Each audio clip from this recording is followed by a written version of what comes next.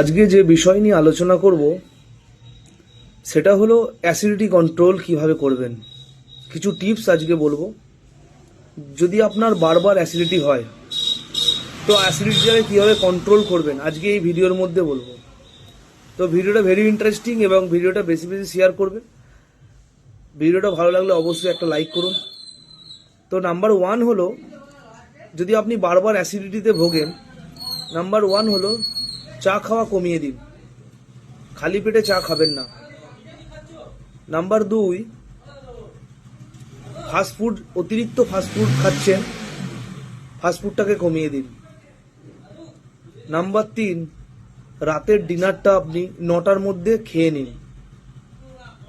Number four, হালকা ডাল এবং ভাত খেলে খুবই ভালো। তো এই চারটে জিনিস যদি আপনি মেনে চলেন অবশ্যই আপনার অ্যাসিডিটি কন্ট্রোল হবে। থ্যাংক ইউ, বেশি বেশি শেয়ার করুন।